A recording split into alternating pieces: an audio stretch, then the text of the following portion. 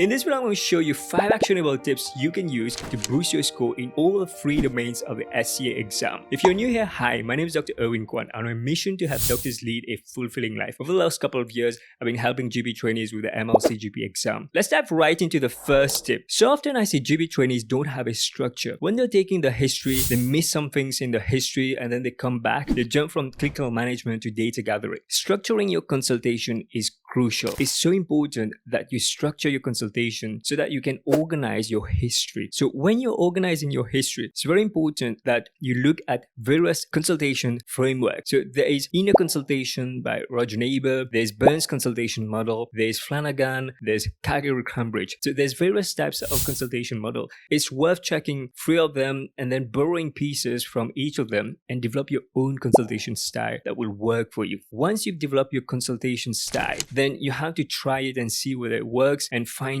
it. When you have that structure in your consultation, you'll find that you're able to organize your thoughts. The 3 buckets that's really important that you don't miss in data gathering. So the first bucket is the biomedical history. Most GP trainees are very good at taking the biomedical history. They take a lot of history in the biomedical bucket such that they're not leaving enough time to explore the ICE and psychosocial occupation. The second bucket is the idea, concern, expectation, the health agenda of the patient. When you're taking your history, you need to give some time not just for the biomedical history bucket, but give some time for the idea, concern, expectation. It is important that you explore the idea, concern, expectation bucket early on in the consultation. If you're doing that at minute 6 and the patient tells you that they're worried about a brain cancer, then you might find that you might have to go back to biomedical because you forgot to ask questions about red flags for space occupying lesion. But if you know what's in the patient's mind by asking the idea, concern, expectation early on, then you will know how this consultation may play out. The last bucket is the psychosocial situation and occupation. This is helpful to know because it puts things in context. So you know what's the impact of the illness on the patient's life. You know what's person in terms of what's their work, whether they've got family, whether they've got support network. All this information is really helpful because when you're going to have a management, it's going to help when you're able to use that information to tailor your management plan. Tip number 2 is to focus. You need to make sure that you're able to direct your attention to the present case. So often I see GP trainees, they're not focused, they're not present in the consultation. And when the patient is telling them something, they don't register, they're not listening because they're thinking, what question should I ask next? This is really important. Otherwise,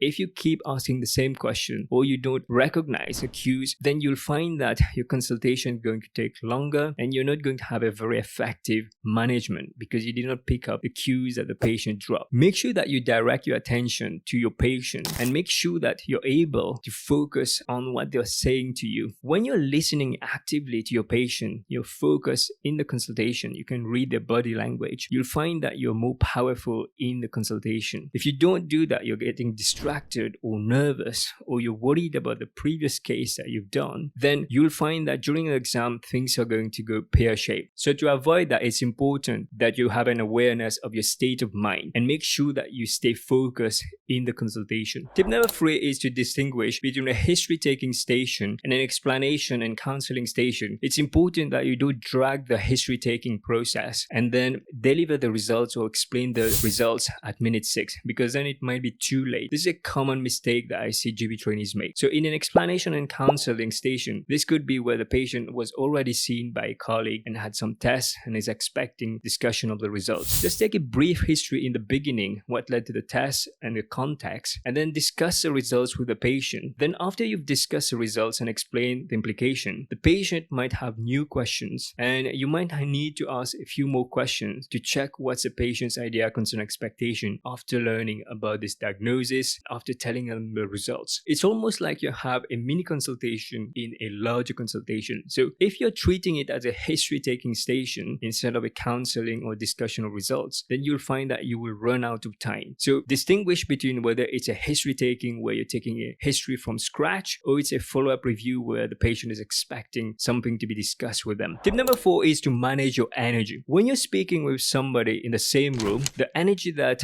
you convey is different to when you're speaking with somebody on a webcam. They might not feel the same energy as when you are in the same room as them. So when you're speaking with a webcam, it might be helpful to increase your energy level, especially if you're introverted and quiet, so that you show that enthusiasm. First impression counts. The first impression that you give to the patient or the examiner when they're going to watch your video is going to set the tone for the consultation, as in whether they think this is a good candidate, somebody who's above average, somebody average, or somebody who's below average. They're already making judgment when they start seeing what you're doing in the first few seconds. Are you feeling anxious about the SCA preparation?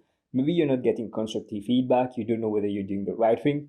If you're looking for one-to-one support, I'd love to help you.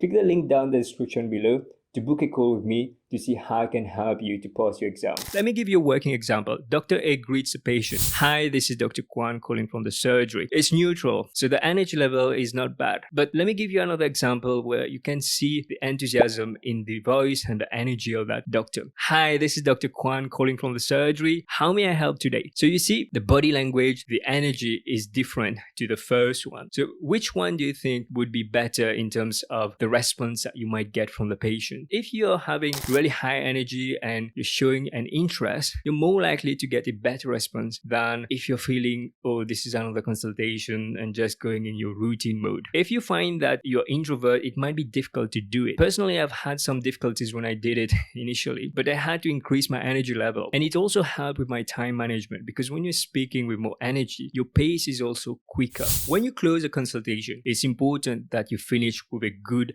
last impression as well. The last impression is also important because this is the last part that the examiner is going to use before they make a judgment on your performance. So finish strong. Tip number 5 is to consult from a person's perspective. So often I see GP trainees have got their doctor's hat and they're moving the doctor's agenda, but they don't take into account the patient's circumstances and preferences. A tip for you is to take off the doctor's hat and wear the patient's hat. See what's the patient's situation like, and you'll find that when you're thinking from a person's perspective, then you're going to take into account what the patient told you in the history about their mom who had a heart attack, or about the work which has been stressful. Then you can use that information in your management and tailor your management to the person's perspective. So by taking the doctor's hat off for a second and wearing the patient's hat, you'll find that when you're consulting, you'll be able to relate with your patient. You might find there's a misalignment in the patient's agenda and the doctor's agenda. What you want to do is find a common ground so that you can work together with the patient. For example, if a patient is looking for a referral